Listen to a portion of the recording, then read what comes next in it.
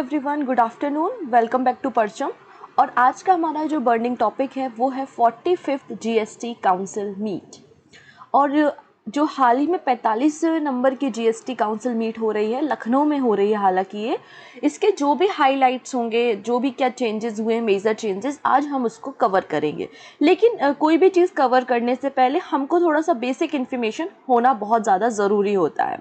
जैसे कि जीएसटी क्या होता है, ये जीएसटी काउंसिल क्या होता है, तो पहले इसके बारे में थोड़ा सा ब्रीफ में देखते हैं और फिर इस टॉपिक के जो हाइलाइट्स होंगे उसको हम डिस्कस करेंगे। आज के टॉपिक की जो आपको पीडीएफ होगी वो परचम की वेबसाइट पर मिल जाएगी। ठीक है, तो सबसे पहले बात कर लेते हैं जीएसटी। तो पहले अलग अलग प्रकार के हमारे पास डायरेक्ट और इनडायरेक्ट टैक्सेस हुआ करते थे और उन सारे टैक्सेस को मर्ज करके एक इनडायरेक्ट टैक्स बनाया जिसका नाम था जीएसटी।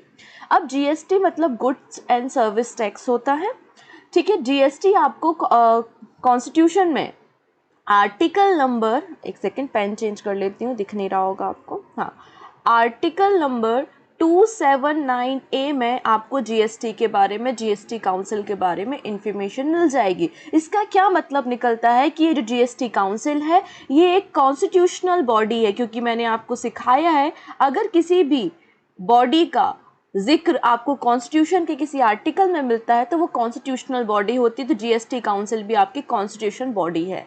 इस जीएसटी काउंसिल में आपको स्टेट और सेंट्रल दोनों का रिप्रेजेंटेशन मिलेगा। मतलब जीएसटी काउंसिल जो है वो एक फेडरल स्ट्रक्चर पर काम करता है। दोनों को राइट्स होते हैं, चाहे वो सेंट्रल हो चाहे वो स्टेट हो।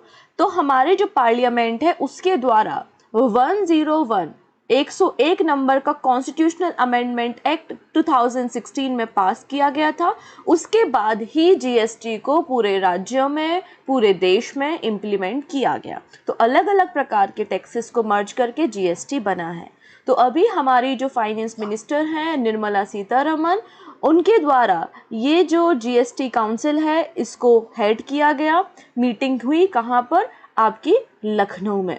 अब इस जीएसटी काउंसिल का मीटिंग का जो खास बात क्या है कि अभी कोविड-19 पैंडमिक था, इतना बड़ा मीटिंग बहुत समय बाद फिजिकली हो रहा है, नहीं तो अभी तक जो मीटिंग हो रहा था वो वर्चुअली हो रहा था।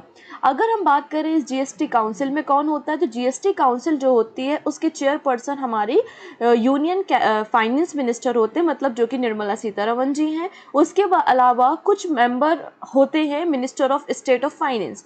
मैंने आपको सिखाया है, एक तो यूनियन कैबिनेट मिनिस्टर होते हैं और उनकी सहायता के लिए कुछ स्टेट मिनिस्टर अपॉइंट होते हैं। तो minister of state of finance है। इसके बाद सारे राज्यों के जो वित्त मंत्री हैं, फाइनेंस मिनिस्टर है, वो इसमें शामिल है।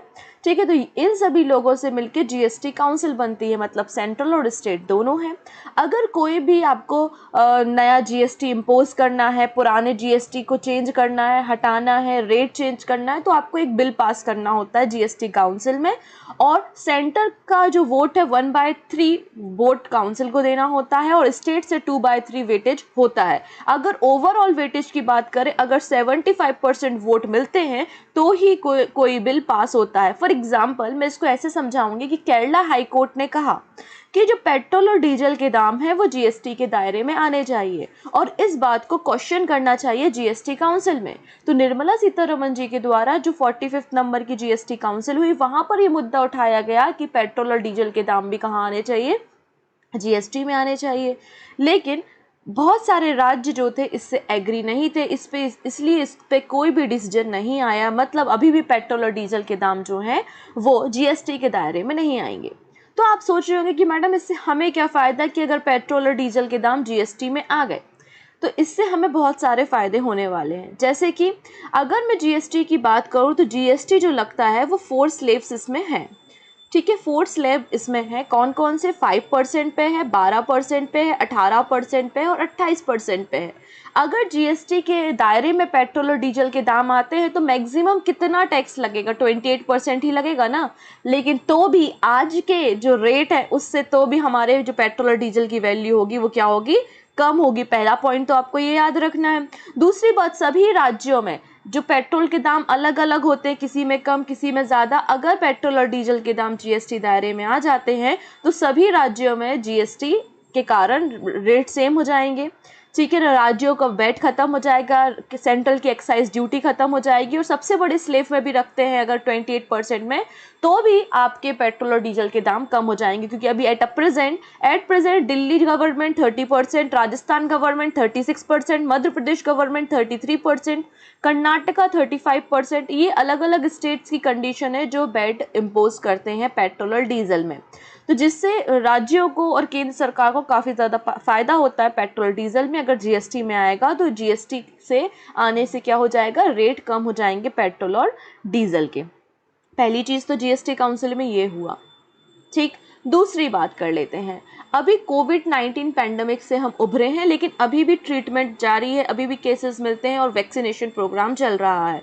तो जीएसटी जो रेट्स है drug use in a covid treatment, तो ये जीएसटी के दायरे से बाहर रहेगा टिल दिसंबर 31। तो ऐसा मीटिंग में कहा गया कि कोरोना की दवाइयों पे जो टैक्स छूट दी गई है वो 31 दिसंबर तक जारी रहेगी, लेकिन केवल और केवल दवाइयों पे। जो भी इक्विपमेंट यूज होते हैं कोविड-19 के ट्रीटमेंट के लिए, उन पे जो जीएसटी है वो सितंबर में ही खत्म हो जाएगा, और सितंबर के बाद से इन पे जीएसटी लगना शुरू हो जाएगा। ठीक है, इसके अलावा कुछ मेडिसिन के नाम भी यहाँ पे रखे गए हैं, जैसे कि आप लोग ने अभी रेमडेसिविर का नाम बहुत ज़्यादा न्यूज़ में सुना होगा, इसके अलावा हेपरिन का नाम सुना होगा। इन सभी पे भी जो जीएसटी है वो 5% की बात कही गई है टिल दिसंबर 31। ठीक है, तो हेपरिन क्या होता है? हेपरिन बेसिकली एक एंटी ब्लड क्लॉटिंग आपकी मेडिसिन होती है। हालांकि ये जो हेपरिन है ये हमारे लीवर में भी बनता है, एक एंटी ब्लड क्लॉटिंग फैक्टर होता है। तो इन दवाइयों पे भी 5% जीएसटी रहेगा, ऐसा बोला है। इसके अलावा कैंसर की ट्रीटमेंट पे जो भी मेडिसिन यूज होती है उस पर जीएसटी रिड्यूस कर दिया। पहले 12% था, अब सेंट्रल के द्वारा इसे 5% कर दिया गया है। ये बात यहाँ पर बोली गई है। नेक्स्ट है जो बायोडीजल्स होते हैं, है ना, रतन जोत, आपने प्लांट का नाम भी सुना होगा।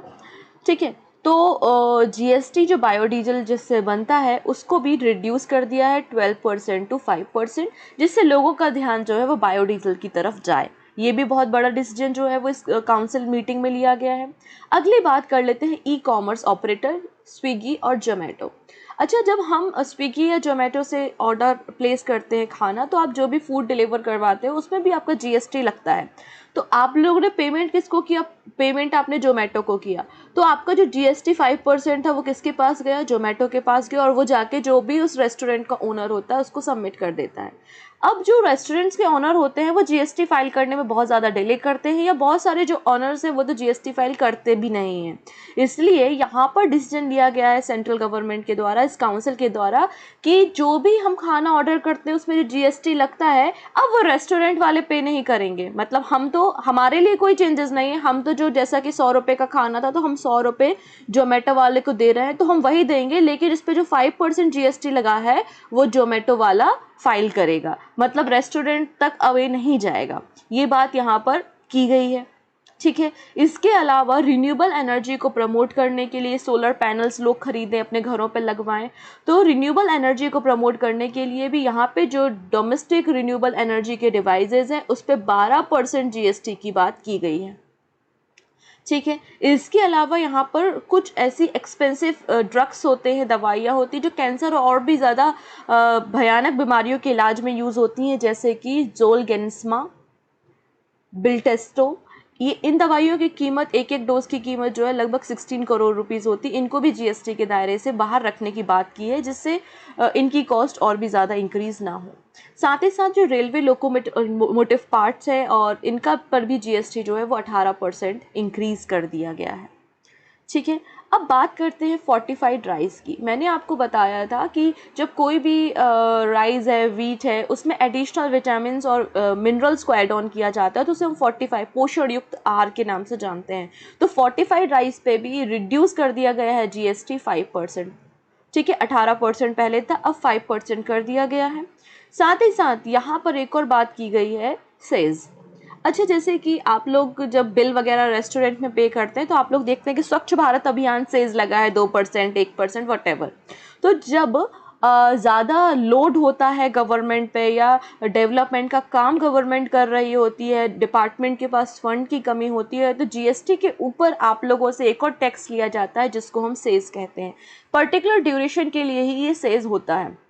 तो हुआ क्या, जब 2016-17 से जो है वो इम्प्लीमेंट हुआ जीएसटी, तो राज्यों को बहुत नुकसान हुआ।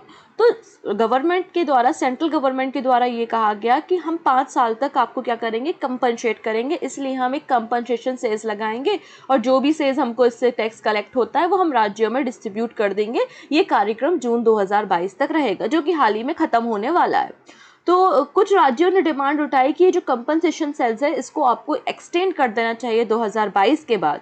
तो सेंट्रल गवर्नमेंट के द्वारा, जीएसटी काउंसिल के द्वारा इस बात को मना कर दिया गया कि 2022 के बाद इस कंपनसेशन सेल्स को इंक्रीज नहीं किया जाएगा। लेकिन हाँ, कोविड पैंडेमिक के कारण जो राज्यों की स्थिति खराब हो गई है, बहुत सारे राज्यों ने लोन लेकर रखा है और लोन पे इंटरेस्ट भी दे रहे हैं, इसलिए हम इस सेस तो लगाएंगे, लेकिन 2022 से लेके 2026 तक इस कंपनसेशन सेस को लगाया जाएगा। सेंट्रल टैक्स वसूलेगी और जो भी राज्यों का जो इंटरेस्ट होगा, जो भी कंपनसेशन होगा, वो चुकाने में मदद करेगी। ये बात यहाँ पर फाइनेंस मिनिस्ट्री निर्मला सीतारमण के द्वारा और रेवेन्यू जो सेक्रेटरी हैं तरुण बजाज के द्वारा 17 सितंबर को जीएसटी की 45th नंबर की काउंसिल मीट में कहा गया, जो कि लखनऊ में हो रही है। तो आपको समझ में आए होंगे हाइलाइट्स, क्या मेजर चेंजेस हो रहे हैं, किनको जीएसटी के दायरे से बाहर रखा है, कहाँ पर इंक्रीमेंट हो गया है, कहाँ पर रिड्यूस कर दिए हैं प्राइस, वो सारी चीज़ें हमने देखी हैं। तो थैंक यू सो मच। हम फिर मिलेंगे अपने ऐसे ही कुछ बर्निंग टॉपिक के साथ।